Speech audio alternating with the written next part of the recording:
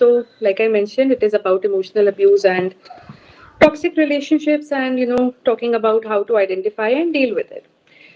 So, when we think of emotional abuse, many of us have been subjected to it, but unfortunately, we are not that aware of it. And it is a form of abuse which is very, very subtle and very difficult to identify. So I thought, why not do a webinar and talk to people about this particular form of abuse? Physical abuse, sexual abuse, verbal abuse, they are very discreet. It's very easy to identify it. But emotional abuse is very subtle. Sometimes, one may not even know that one is being subject to it. All right. So, a brief overview of the webinar. What are the things that I'll be talking about? I'll be talking about what is emotional abuse. Sorry to interrupt, ma'am. We cannot see the next slide. It's stuck at the. So, the presentation will be covering what is emotional abuse, what is the purpose of emotional abuse, why does emotional abuse happen? Which relationships can have emotional abuse? Being able to identify emotional abuse, the signs and the red flags. What are the consequences of emotional abuse, and how to deal with emotional abuse? Okay. So, what is emotional abuse? Emotional abuse is actually, a method to control another person, okay, by using their emotions. And the underlying goal of emotional abuse is basically to control the victim by discrediting, isolating them. Um, Yeah, so by discrediting, isolating them, and by using a lot of silencing, in the form of silent treatment. Okay. So basically, the entire idea is to be able to control the other person. What is the purpose? To control the victim and to target the victim's self esteem. Okay. Um, Generally, the perpetrator or the individual who is using emotional abuse sometimes may have some kind of narcissistic traits, and they may want to actually control the victim. They may want to target the victim's self esteem so that they themselves can feel better about themselves. Okay. Um, so, which relationships can have emotional abuse? Yeah, I'll just stick to this. Which relationships can have emotional abuse? So basically, emotional abuse is something which can be present in any relationship. It can be present in a romantic relationship. It can be present in a parent-child relationship. It can be present in friendships, professional relationships, and in fact any relationship. Okay. Generally, the closer you are to a person, the better opportunity they get for emotional abuse. So usually it happens in close relationships, but it can happen in relationships in which there's not too much closeness. They are a little professional, but then still there is some scope of abuse in those relationships as well. Okay, right. So identifying emotional abuse. Emotional abuse, like I mentioned, it is very subtle. It is extremely subtle, thereby making it extremely difficult to identify because of its covert nature. Okay. Since it is very difficult to identify, a lot of times individuals keep undergoing emotional abuse for years on end without even knowing that they are actually being subject to something as gross as this. Okay. Um, so this brings us to some signs of emotional abuse. Um, the red flags, like I mentioned, it's very subtle and it is very covert. Sometimes, basically the perpetrator is just using your emotions. They arouse you so much emotionally that the signs and the red flags are all around you. They're just screaming out loud.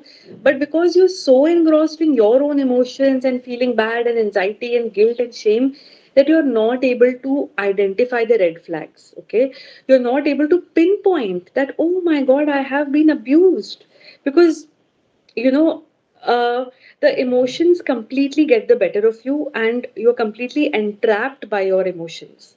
So it becomes very difficult to be able to identify the signs of emotional abuse, but there are, some signs which I will be talking about.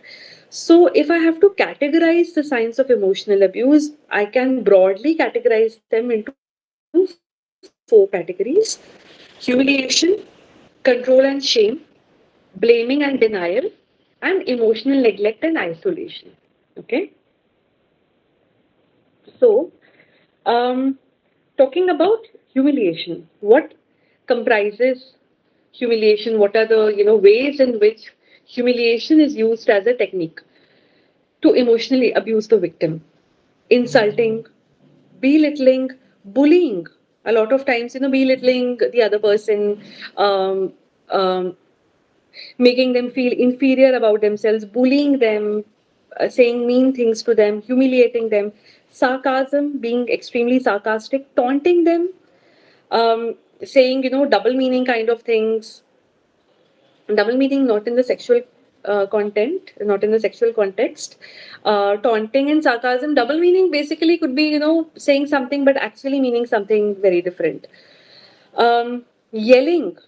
So verbal abuse can also comprise, can also come under emotional abuse, because when we are verbally abused, we do feel emotionally, very attacked.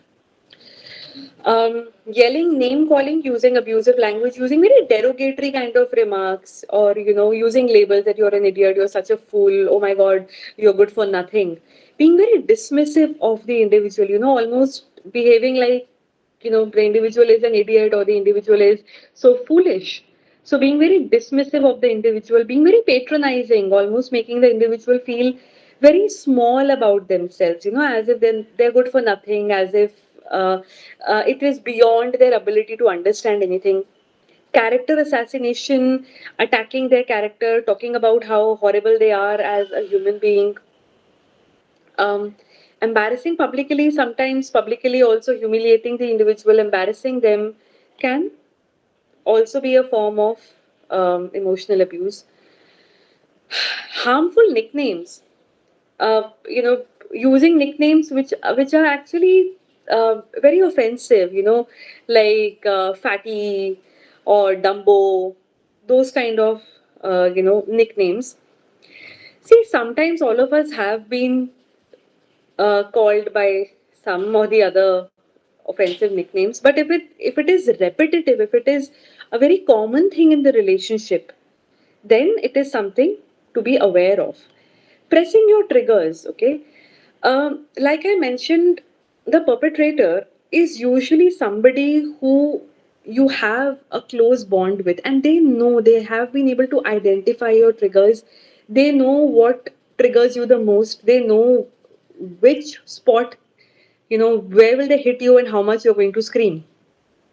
So pressing your triggers deliberately so that they can elicit the reaction out of you.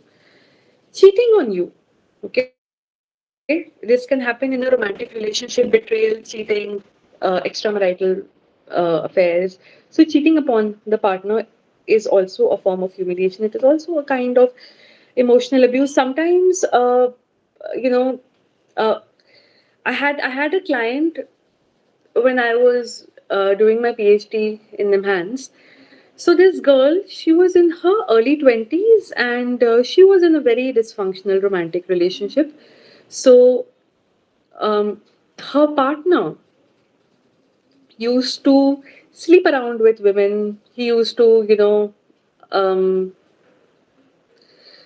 disrespect her, and he had a lot of sexual contact with other women, and he used to tell her, and he used to literally tell her that you're not able to fulfill my needs, you're not able to satisfy me, which is why I'm looking out for other relationships. So it is such a gross form of humiliation.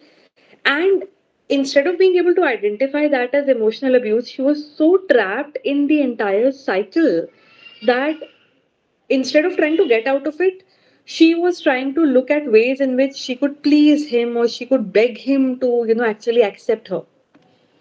So it can, I mean, even though it is so stark, it can emotionally entrap you to such an extent that you don't even know how to come out of it. Okay.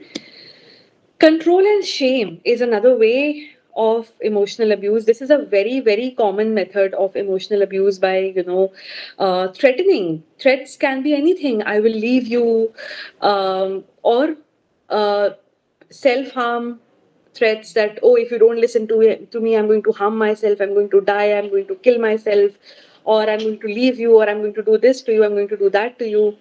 Lecturing them about how horrible they are, constant lecturing, having outbursts, getting very angry, getting, very annoyed, screaming, shouting, in order to control the other person, in order to induce guilt, monitoring them, expecting them to tell them about each and every whereabout, tracking them, trying to have a complete control over them, cyber stalking, you know, stalking you everywhere, hacking your accounts, expecting you to share your passwords, and that too one sided, not sharing your password, but expecting the other person to share their passwords. Unilateral decision making, where, making the decision on behalf of you, not even informing you, not including you in any way, not discussing with you, but simply one sided making decisions for you. Financial control, um, financial exploitation, exploiting you financially, presenting themselves as a victim so that you end up taking up, end up bearing all their finances, expecting you to be completely answerable to them, expecting you to share their, share your bank details, give them entire charge of all your bank details. That can also be a very, very stark form of emotional abuse, which many people are not able to understand. Okay. um, or financially depriving you. If you are financially dependent on them, financially depriving you, using others to control you. How do they use others to control you? By saying things like, everyone will get to know how horrible you are. This person was also saying about this thing about you. That person also says this about you. They may make up stories, they may cook up stories, they may, use others in order to control you. Unpredictability in behavior is also one form of emotional abuse. For example, having mood swings, being, being two-faced in the sense that, sometimes being very nice and very sweet, and then maybe sometimes suddenly being very rude or very blunt. So there's a lot of unpredictability, and this unpredictability can actually lead to a lot of anxiety, because you don't know what is going to make them happy. You don't know what's going to upset them. So you're always on the edge. You just almost you're walking on eggshells.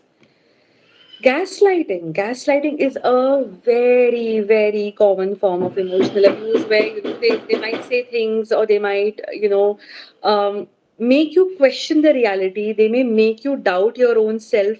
They may induce certain reactions in you and then completely deny the fact that they had induced that in you, expecting you to always prioritize them, and inducing guilt if you don't do that, always expecting you to, sidelining yourself or sidelining your needs, your mental health, your other priorities, and always putting them on the top, and making you feel guilty, taking you on a guilt trip, behaving like a victim if you don't prioritize them, and making you look like a perpetrator. Okay, for example, inducing anger in you, and then when you actually get angry, making you look like the perpetrator, that, see, this is how you're treating me, this is the behavior that I'm getting from you, without acknowledging the fact that actually they are the ones who have induced anger in you. Sometimes also feigning physical symptoms. Okay, you know pretending to have some physical symptoms just so that they can induce more guilt. So these, like guilt and shame, control, all these are also extremely strong forms of emotional abuse that are used. Blaming and denial. Okay, they may accuse you of, cheating, flirting, betraying them, They may also turn the tables. They may be doing some things, but they may turn the tables and put all the blame on you, saying that, you have brought me to this, you have forced me to behave like this, you are the one who, invited this upon yourself, or completely like putting the entire thing on you. Projective identification. Projective identification is a technical term. Many people in the forum might not be aware of this term. So, projective identification basically means, let's say I am the perpetrator, and let's say Maya is the victim. Okay. Yeah, I can't hear you, Maya. You might need to unmute yourself. No, ma'am. Sorry, it was a call. Sorry. Okay, I'm sorry. I thought you were saying something.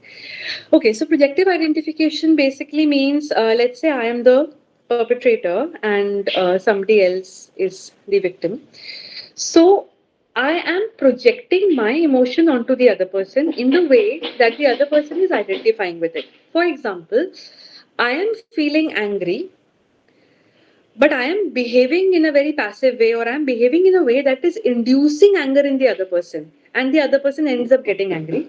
So now projective identification has happened. I have projected my emotion onto the other person, and the other person has identified with it. Or let's say I am feeling very insecure that my partner will leave me. So I start doing a lot of things so that he starts feeling insecure and starts behaving in a very insecure way. So I can then turn the table around and put the blame on him that, oh, see how insecure you are. Okay. So projective identification is a very, very strong form of very strong form of emotional abuse, which is used, and it is so subtle that the identifier, the person who is identifying with the projection, the victim, can sometimes, not even be able to understand that actually it is their emotion that has been projected onto me. This is not what I actually feel.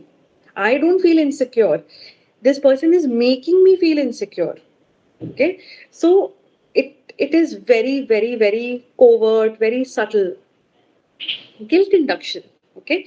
Making you feel guilty for things, taking you on frequent guilt trips, making you feel, how you have wronged them, creating the drama, pressing your triggers, and then putting it all on you. Okay.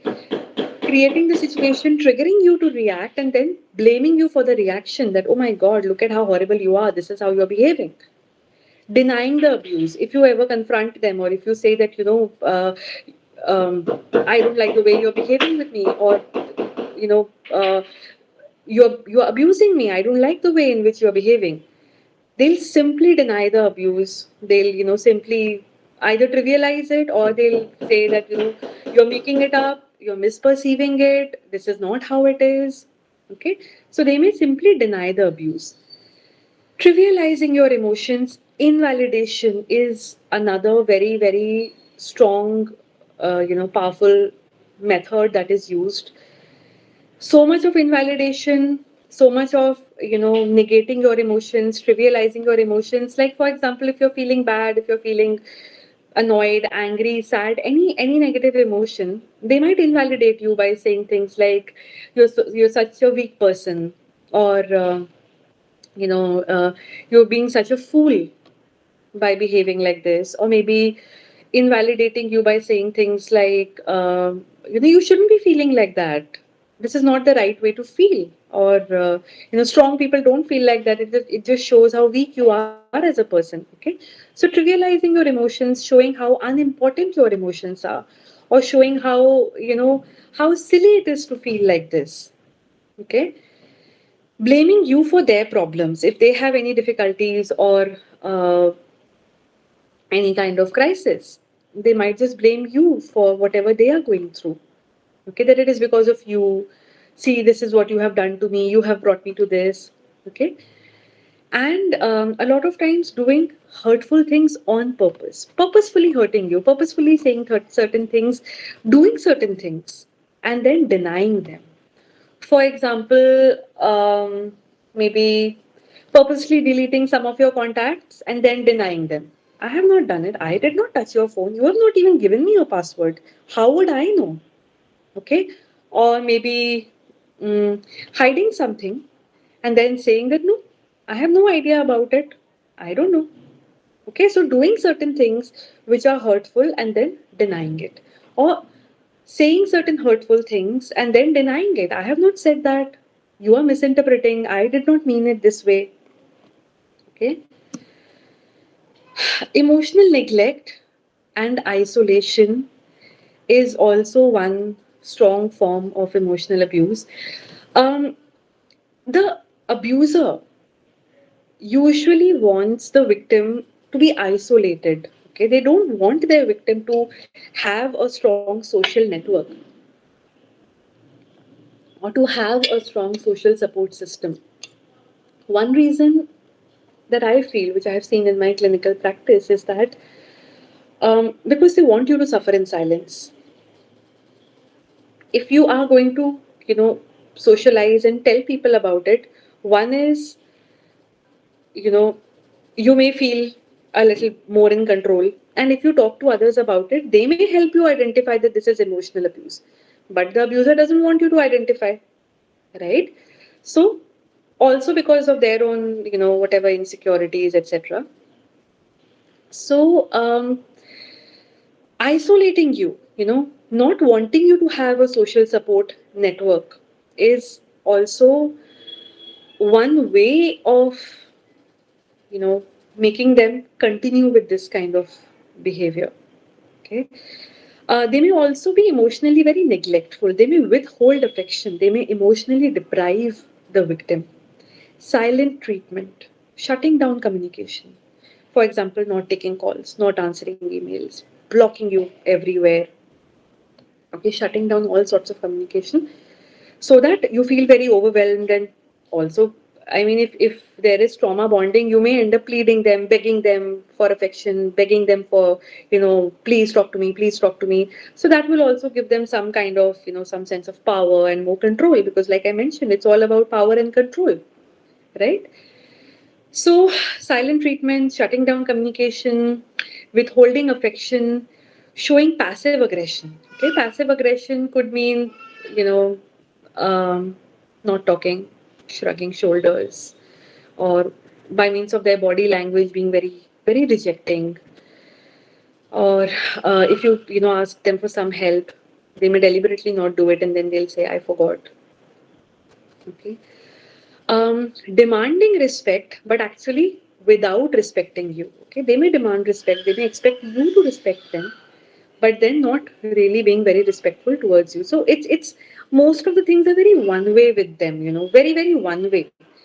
Okay, control is one way, respect is one way. Everything is very, you know, unidirectional. It's not a bidirectional that both of us are respecting each other, both of us are respecting the boundaries. It's like I have my boundaries, but I don't want you to have your boundaries. I should be able to, you know, come in and go out whenever I want. Not acknowledging your efforts towards the relationship, and that is a very, you know, that may feel very invalidating, because when one is being subject to emotional abuse, one tries to do a lot of things to please the other person. You know, you may want the other person to be happy with you, you may want the other person to accept you, to approve of you, right? And in that attempt, you may be doing a lot of things, but not acknowledging those things, not acknowledging your efforts, not acknowledging how much you're putting into it. Being very indifferent, being very dehumanizing, okay? Almost like, I don't care. I don't care about what you feel. It doesn't matter. You know, almost dehumanizing you, not even making you feel like a human being, you know, almost objectifying you, treating you like an object. Showing a rejecting body language, like I mentioned, it's also silent treatment, passive aggression. Tuning you out, you know, almost like, you know, non-verbally saying get out of, you know, my space. Not resolving conflict, leaving you with the entire baggage of conflict. You know, that I don't care, you solve it. Okay. Um, Not allowing you to socialize. Like I mentioned, emotional neglect, of course, they emotionally neglect and do silent treatment and all. But they may also isolate you from the outer world. They may not want you to socialize. They may, you know, for example, not being very happy when you go out and meet your friends, or, you know, inducing guilt, or feigning an illness when you want to go out and meet your friends. It's everything is interconnected. Everything is interconnected. Just for understanding, I have tried to dissect it into different parts, but everything is interconnected. Um, Instigating others against you, bad mouthing, spreading rumors, or they may also pitch you against somebody, tell them how bad you are, or they may also cook up stories, so instigating others against you, but also instigating you against others, so that again there can be social isolation, so that they can cut you off, so that they can cut you off the outer world. Okay. See, all these things which I have mentioned, I think some or the other of these things may be present in most of our relationships sometimes. Okay. But that does not necessarily mean that this is emotional abuse. Okay. All of us are human beings. We have also given silent treatment to some people. We might also have been passive aggressive.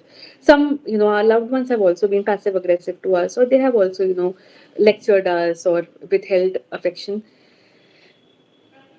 The thing is, it qualifies for emotional abuse when it is repetitive. Okay, when it is persistent, when it is a pattern in that relationship, when it is happening, like when this is something which defines the relationship. Okay, all these things, for example, not resolving conflict is something that most of us have experienced sometime or the other with our loved ones. Okay, that they just want to brush it under the carpet, they might not want to talk about it. We have also done that. Okay, but when it becomes a pattern, when it is the theme of the relationship, when the entire relationship revolves only around these things, okay, when it's only a power control, that is when it becomes a toxic relationship. Okay, all these things happen to, they have happened to all of us, but a toxic relationship is when the entire relationship is just defined by these things. Okay, this is the only central core of the relationship. So talking about the consequences of emotional abuse, the consequences of emotional abuse are actually really gross. Okay, and if it is chronic emotional abuse, the consequences can also be very deep and very long lasting. Sometimes, it can be so long lasting and it can be so grave that you may experience personality changes. And if it is with all through your life, let's say in a parent child relationship, if this is the kind of dynamic, it can also lead to developing personality issues or personality disorders. So talking about the consequences of emotional abuse, one may develop reduced self-esteem, self-doubt, self blame, self invalidation. So you may actually end up internalizing all those things, all the behavior that you're receiving in the relationship, you may actually end up internalizing it. You may start doubting yourself, you may start blaming yourself, you may start invalidating yourself, thereby having a low self esteem. Okay. Um, Self invalidation is also when you experience an emotion and you negate it, or you tell yourself how stupid you are to experience that emotion. Okay, so you start doing all the things that the abuser was doing to you, to your own self. Increased proneness to anxiety, guilt, and shame. See, the emotionally abusive relationship revolves around a lot of guilt and shame induction, making you feel guilty, making you feel ashamed, making you feel anxious, so that you are totally entrapped in all those emotions. And while you are entrapped in all those emotions, obviously you will be just, somehow struggling. So that gives you very limited opportunity to actually identify that I am undergoing emotional abuse. So the overall proneness to anxiety and guilt also increases, feeling very helpless and powerless. Okay, very helpless, very powerless. You don't know what you're doing wrong, you don't know what you can do better. And since it is all about power and control, naturally you are going to feel very powerless, almost like you have no control over the situation, you have no sense of agency, you have no sense of control. Complex trauma bonding. So usually, we hear a lot about PTSD, post traumatic stress disorder. So um, And that happens when there is, one big cross-sectional event which has induced a lot of trauma. Emotional abuse is very chronic, it's very slow, it's like a pattern that can also lead to a lot of trauma. And the trauma that it leads to is known as complex PTSD or CPTSD, you know, complex trauma. That can also lead to a lot of trauma bonding where, you know, you are feeling strangulated and suffocated in the relationship, but still you want to be in the relationship and you don't know how to come out of it because you are just trying to make that person happy. So you're bonded with them by virtue of the trauma. Okay. Sometimes even in emotional abuse, it's not like the abuser is, only going to abuse you. They may also shower some love and affection on you at times. The moment they see that you're drifting away or, now they're losing control, you have suddenly become a little assertive and you're trying to take some charge. They may shower you with, some sudden love and affection, which in technical terms we call love bombing. You're bombed with love. Suddenly that may happen. So that actually facilitates more trauma bonding. Okay, that suddenly you're like, oh my god, this person is being so nice to me. I think now everything is going to fall in place. Now, our relationship is all set. Okay. After a few days or weeks of love bombing, where you feel that, okay, now everything seems to be going good and well, again, the cycle of abuse may start. So it's trauma bonding. You may feel scared of offending them. You're almost, always walking on eggshells, feeling very scared of offending them. What if I say this? What if they feel bad? Being hyper vigilant, being overly cautious in their presence, not knowing what you just said that might just end up offending them. So feeling very scared, very vulnerable in their presence, going out of your way to please them. Always trying to seek their approval. Okay, going out of your way to please them, not prioritizing yourself, your mental health, or not even prioritizing your other relationships. Only prioritizing them just in order to please them, just for getting their approval, putting their needs above everything else. Okay, so these are the consequences of emotional abuse, and it can actually be very painful. It can lead to a lot of emotional pain. It can lead to feeling trapped, feeling you know that I have no control, I'm just so powerless, I don't know what to do.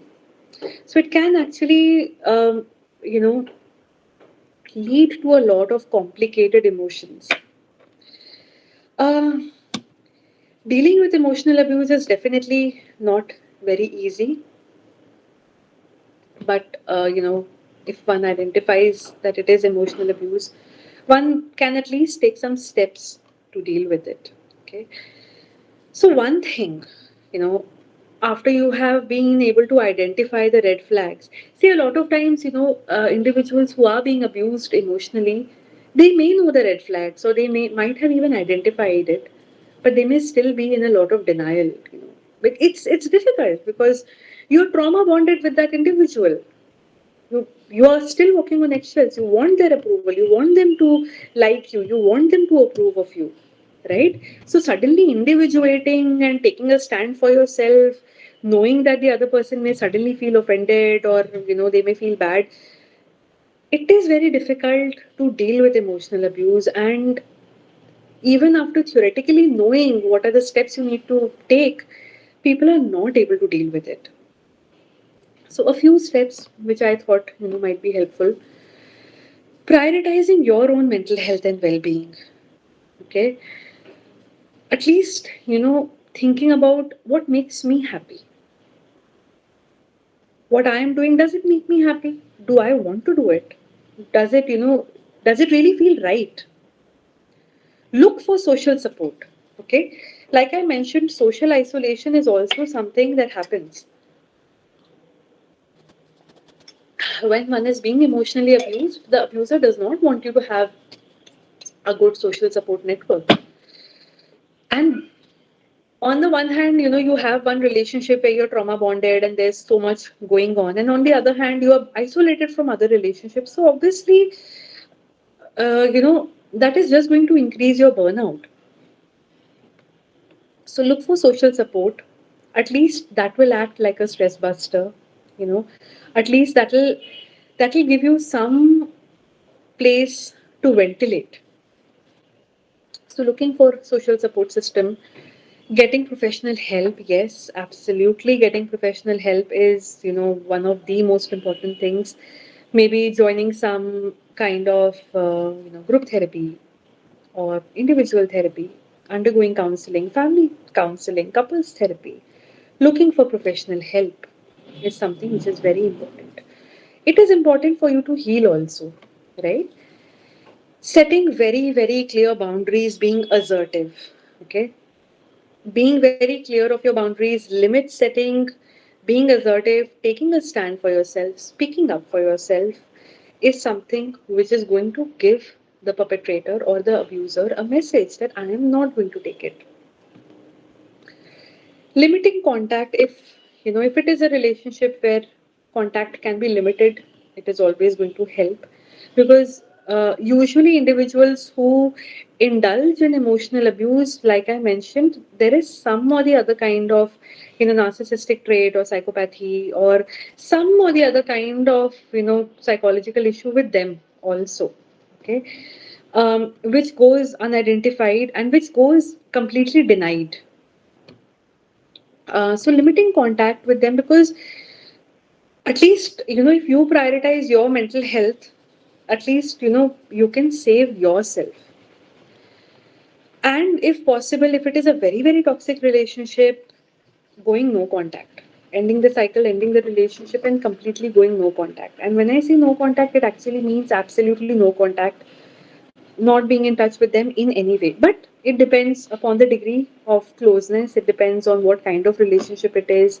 It depends on what kind of emotional abuse is happening and how severe it is, and are there any other kinds of abuse also that are happening, because sometimes there can be emotional abuse along with physical, verbal, sexual, other kinds of abuse as well. So depending upon what is happening and how it is happening, but going no contact is definitely not going to be easy, and generally the person who is on the receiving end may not be able to do it by themselves, also because there's usually a lot of codependence, and the abuser wants you to have codependence. So looking for professional help is something which will help you in the limiting contact, setting boundaries, and go no contact phase also. Okay, so all these things will actually facilitate the you know getting professional help is something that will facilitate the other kinds of techniques. So if I have to sum it up, so emotional abuse is actually something, it can take a lot of forms, and it is very difficult to identify. It's very subtle. The subtlety of it is, I think, one of the key features. Okay. See, in any relationship, be it friendship, be it a romantic relationship, be it a parent child relationship, the essential emotion that one needs to feel in that relationship is to feel safe, happy, and accepted. That is, the basic requirement for all relationships. If you're constantly on the edge, if you're constantly suffering, if you're constantly feeling very vulnerable, anxious, not knowing what to do, constantly there's argument, heated exchanges, or you're feeling triggered, or you feeling like uh, you are being instigated or you are being provoked, and if it is a constant pattern, if you're not feeling safe, if you're always feeling vulnerable, then definitely you should reflect, you should introspect and think about what's going on, because that's not how a healthy relationship is defined. Okay, so being able to identify emotional abuse is in itself very important. And sometimes, people may be in denial of it. You may have identified, or you may have, got a feeling that there's something off about this relationship. There's something about it which is not right. But sometimes, because of trauma bonding and because of all the guilt induction and, shaming and blaming and everything, one may be in denial of it. So, confiding in a professional or a close friend may actually help one to deal with it effectively, at least to look at ways in which it can be dealt with. So, yeah, I think it Thank you for the patient hearing that all of you have offered. And it is a very, very heavy topic. It's something which is, you know, um, I think it's very difficult to sometimes digest it, and emotionally also it's a very laden kind of a topic. It's a very heavy and a very emotionally loaded topic. So I hope that by means of this presentation, at least you all might have got some clarity about emotional abuse. Still, it's not very easy to completely grasp it in one single go. But still, I hope I Yes, hope that yes, at ma'am, least for some sure. clarity. For sure. Thank you, ma'am. Thank you so Yeah. much. Actually, guys, the floor is open for questions. We also have a form. So, in case you don't want to directly ask questions, since it's a delicate topic, you can anonymously ask questions, and we'll do it like she will answer it right away. So the form is right there in chat. Kindly, you can do it anonymously or you can ask directly. There was one question, ma'am. I have been through, so this was in the form itself. I have been through a toxic relation, which apparently I identified very lately. I have been asked to do certain things, saying that my partner will commit suicide and all for almost 2 years. Now I'm okay, but the problem is I don't feel like I can trust anyone anymore. I reject anyone who tries to get close. Even if I am having a good relationship, I am always on alert and feel scared. What can I do in such a situation? See, I think it is not an easy situation to be in, and mistrust is something that develops when you come out of an emotionally abusive or a toxic relationship. I think seeking professional help is something that will help. It's something that will be helpful, because sometimes what happens is that after being through such a rough ride, people start overgeneralizing. They start generalizing that thing onto other relationships also. And even if there's one hint of chota sa something which may look like little similar to what happened in the previous relationship, they become on high alert, and they just uh, you know become very, very hyper vigilant. Yeah, okay. So yeah. Okay. Ma'am, about cross sectional event trauma, how to handle anxiety depression? I think being a little more aware of what triggers you, staying away from the triggers, being able to identify the behavior of the other person and how it is, putting you in a vulnerable state will help. I think, the answer to most questions is, I know a lot of questions, I can also see in the chat box, a lot of questions are coming up. Uh, See, there's no clear cut answer to all these questions. The reason being that the emotional abuse that everyone is going through is different in their, it is unique in its own way. The emotional abuse, which, let's say if I have undergone emotional abuse and if somebody else has undergone emotional abuse, it will still be unique. It will still be different, because I have my emotional abuse and you have your emotional abuse. Hello, ma'am. Uh, I I think think, you'll have to call mom and tell that yeah, she's yeah. her I'll network just won't. call her. Yeah, I'll just call her.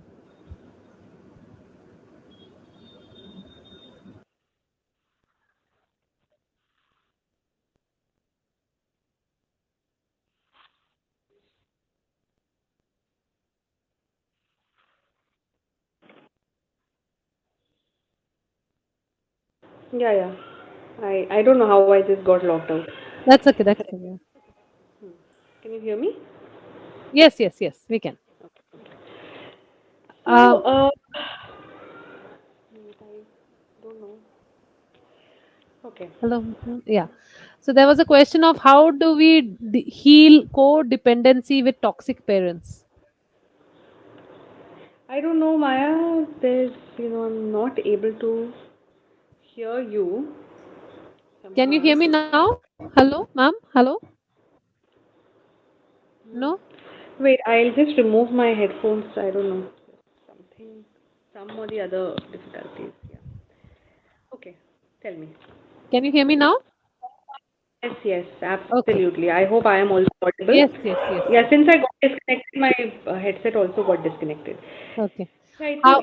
I was like I was saying, I'll just finish what I was Yeah, saying sure, before sure. I got locked out. It's very unique to each one of us, even if the kind of abuse was similar. All of us have our own unique personalities. Okay, like let's say I may be personality-wise more vulnerable than somebody else, or Mm. I may already be having some kind of sensitivity, or rejection sensitivity, or abandonment sensitivity.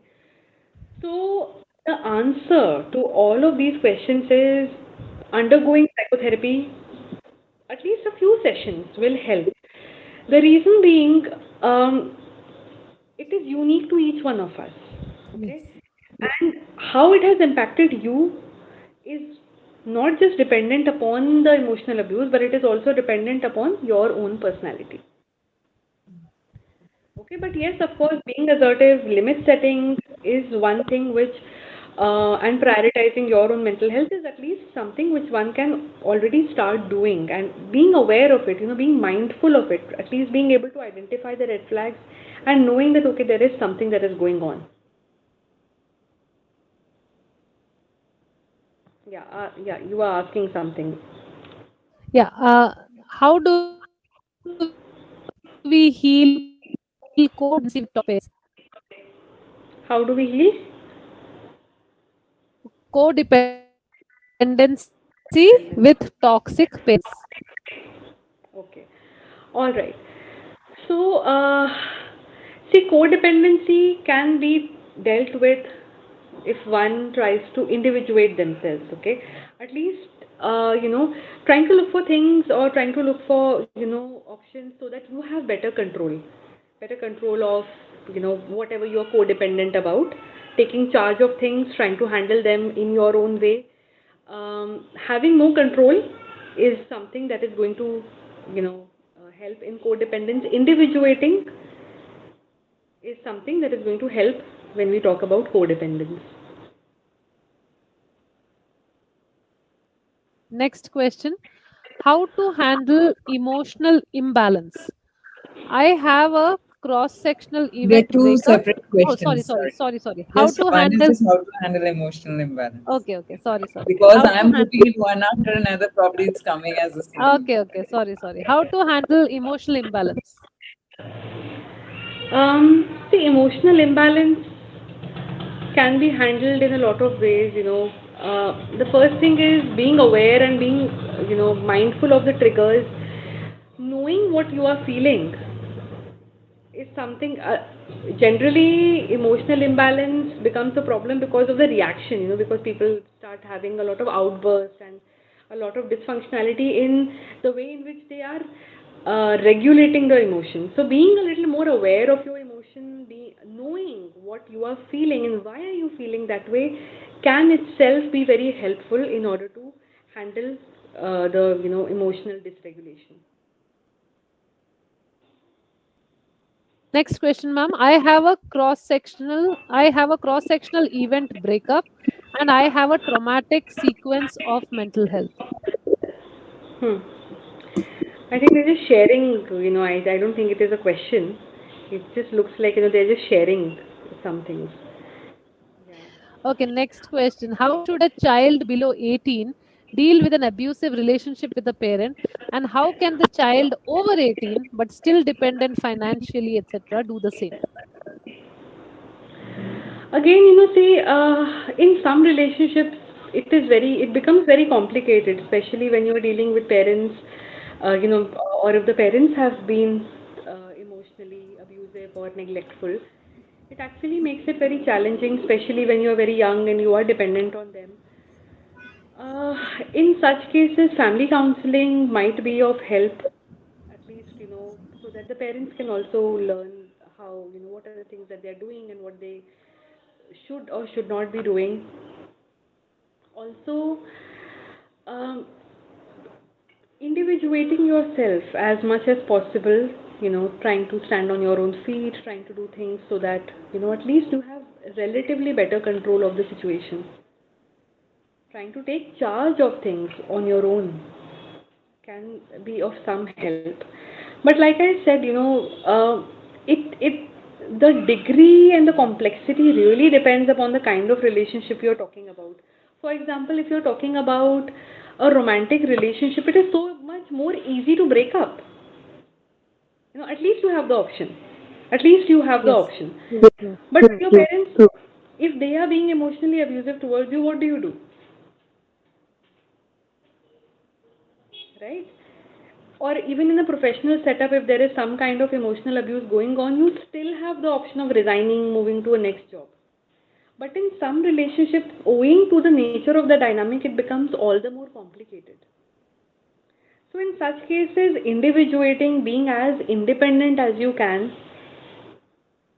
be of some help.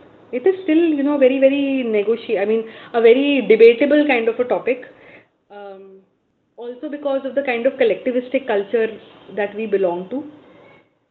So it can get really complicated. Okay. Okay, ma'am. How can one help someone in an abusive parent-child relationship?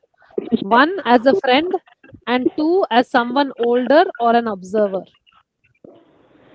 Giving them insight into what's happening, giving them social support, giving them the safe space to ventilate, not judging them, not blaming them, at least, being there, listening to them, validating them. Not saying something to the talking to the parents is not of any use, right? Like kind of. It depends upon the age. If you're talking about, somebody very young, then yes, talking to the parents. But if you're Okay. talking, I mean, if you're talking about somebody who is an adult, then Yeah, then yeah, it won't make a difference. Okay. yeah. Next one. I am married for about more than 10 years, but I am not happy from day one because of mismatched understanding from my partner. I'm feeling like to run away, even feeling like suicide. Very upset, anxiety always high, and now I am not that who I was. I am like robot. Just do the work only. Yes, yes. Sometimes, we may also switch off our emotions and go into a totally, numb shell because it may be really overwhelming. It can actually, the painful emotions are so difficult to deal with that sometimes you might just want to shut off. Uh, Whoever has raised this particular query, I think, that individual really, really needs individual psychotherapy because if suicidal ideations are there and if you are having so much of emotional numbing, you should really take professional help. At least that will, help you to heal from within. It will help you to understand a lot of things. Because the kind of damage that emotional abuse does is very deep. It's very, very deep. True. Any more questions, anybody? You can again put it in that form. I'll Wish to, uh, I mean, if some of you are undergoing emotional abuse and if you wish to, seek professional help, do not delay. Go ahead, consult someone. At least talk it out. At least get an understanding of what's going on. Whether it is actually emotional abuse, whether there are some vulnerabilities in your own personality which need to be worked on. So seek professional help. Maybe Maya, what I'll do is I'll share my professional email ID with you and sure. individuals who have attended the session. Okay, Yes. you can share it with them, and if they want to, Yes, for talk to sure. me, take consultation, seek therapy, and all, they Yes. can get in touch with me. So I'll send it out to you over WhatsApp or maybe over Sure. whatever, WhatsApp is and good, ma'am. Yeah. you can share Yes, it I with will the share with participants them. because Yes, I will from the share it kind with them. of things that the participants have been talking, it looks like some of them might really benefit from some kind of a professional consultation. Help. Yes. They can talk to me, or they can talk to any trained clinical psychologist. That's Yes, entirely for up to sure. them. But it'll be helpful. It'll be really, really helpful. Yes, for sure, ma'am. I'll do that for sure. Kindly, everybody, please fill in the feedback form. It is very essential for our speaker, for us as well. Helps us grow. So please do that. Thank you so much, ma'am. This is such a needed topic. When you said this topic at that moment itself, I was like, oh, great. I mean, you yourself suggested this topic, and it is such a wonderful topic. I think it's the need of the hour for sure. And you really explained it well. I mean, especially all the points, at least there'll be some points, some people, because it's most people don't being abused. So this will be it at least. So yeah. So thank you. I think Thank you so much. I actually wanted to talk about this topic because I feel that in my clinical practice, I keep getting so many clients who are or who were in some or the other kind of emotionally abusive relationship. It can be romantic, it can be parent-child relationship, anything. Friendship. Yeah, friendship or whatever. It can actually be any kind of relationship, and the kind of impact it has on them. So much of unexpressed emotion, unexpressed anger, so much of bottled up emotion that is there. So I thought, in the general community, in the public, bringing about some awareness about it is really Very important. essential. Because when we talk of physical abuse, when we talk of sexual abuse or verbal abuse, it is still identifiable, still, But when we talk of this, it just goes totally unidentified. Yes, completely agree. Completely. People are in emotionally abusive dynamics for years and they don't even know. Yeah, unfortunately. Yes. Yeah, True. unfortunately. Yes. But thank you, ma'am. Thank you so much. You gave so much insight to all of them who are present here. Thank you so very much. And I'm Pleasure is sure all. all of us are grateful Yes. to you for this session. Have It's really got nice. some messages from the session, and I hope you all liked it and enjoyed it. So Yes, totally did. Totally did. Thank you, ma'am. Thank you so much. Thank you so much. Thank you, guys. Thank you for joining. We'll be coming Please do next fill week. in the feedback form.